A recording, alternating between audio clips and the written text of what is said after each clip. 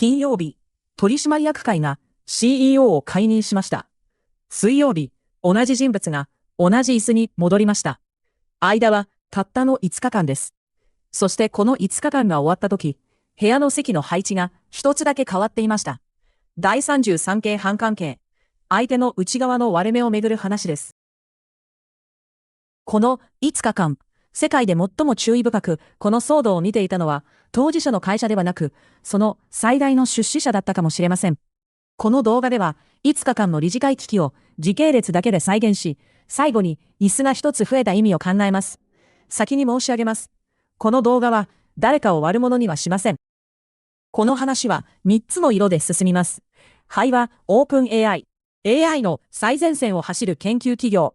ただし、その統治は特殊です。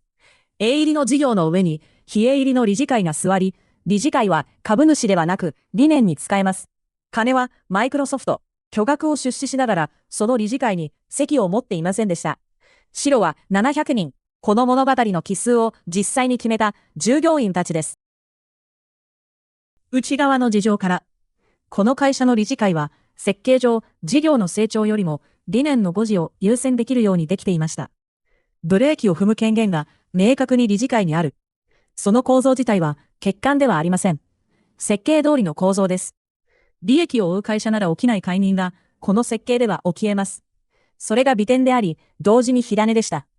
ただ、設計通りのブレーキが、世界で最も注目される成長の最中に踏まれたとき、何が起きるか。それは設計書に書かれていませんでした。外側の事情。マイクロソフトはこの会社に巨額を投じ、自社の製品群の中心にその技術を組み込みつつありました。命運を預けながら、舵取りの部屋に席がない。席がないとは、式の朝に状況を外から知らされる立場だということです。出資者としては異例の位置です。平時にはそれでも回ります。2023年11月17日金曜日、理事会は CEO の解任を発表します。声明の理由は一文でした。意思疎通において一貫して率直ではなかった。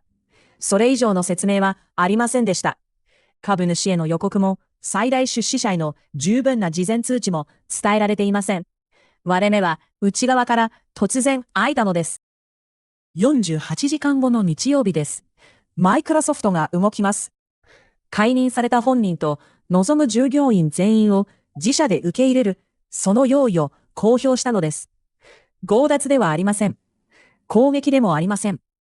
開いた割れ目の隣に静かに受け皿を置いただけです。しかしこの受け皿が力学を一変させました。月曜日、今度は白が動きます。従業員700人以上が理事会の退任を求める署名に名を連ねました。全従業員の大多数です。署名には受け皿の存在が明記されていました。会社に残るか、全員で隣へ移るか。理事会の選択肢は、この瞬間、事実上一つになったのです。割れ目を閉じる力は、結局、外でも上でもなく、中で働く人々が握っていました。火曜日、復帰の基本合意。水曜日、正式復帰。5日間の危機は、元の椅子に元の人が座って終わりました。本当に元通りでしょうか。ここまでを一行にします。割れ目は外からは作れない。しかし、開いた時隣に立つことはできる。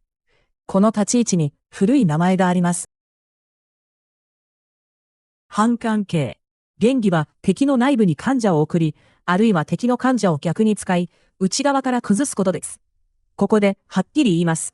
この話に患者はいません。マイクロソフトが仕組んだことを示す事実は、公開されている限り存在しないのです。割れ目は純粋に内側の力学で開きました。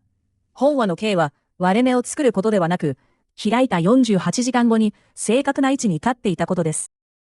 この計の現代の要諦は速度と位置です。内部の割れ目はいつかどこかで必ず開きます。それを外から起こすことはできません。できるのは書いた瞬間に最も信頼できる代替案として立っていることだけです。金曜に開いた割れ目に対し、日曜には受け皿が公表されていました。この速度は日頃の準備なしには出ません。5日間を図に刻みます。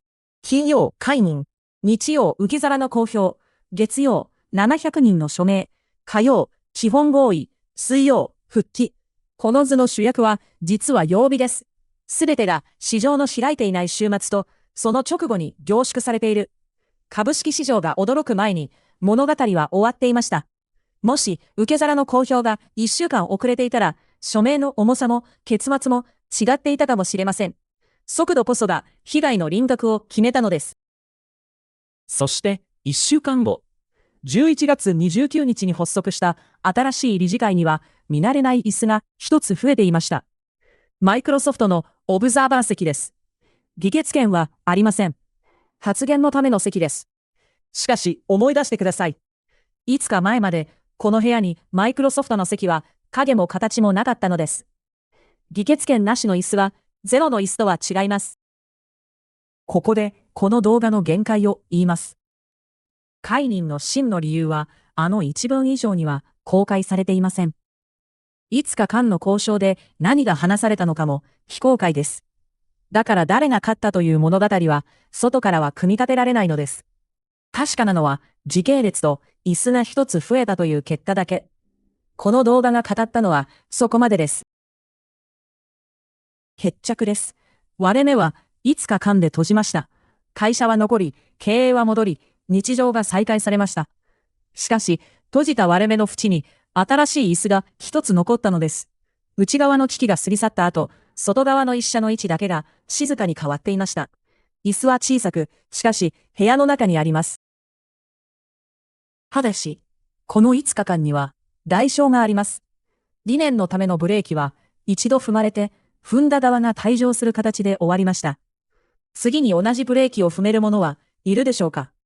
内部の信頼は損なわれ、統治の形は変わり、理念が事業を止められるという設計は、事実上書き換えられたのです。割れ目は閉じても、元の壁には戻りません。そして割れ目の記憶は、次の危機の抑止力にも、新しい火種にもなり得るのです。半関係、総括します。割れ目は作れない。立つ位置と速度だけが選べる。教訓は一つです。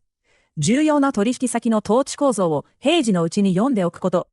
日本企業なら出資先や提携先の理事会で何が起こりうるかを契約の外の危機シナリオとして持っておくべきです。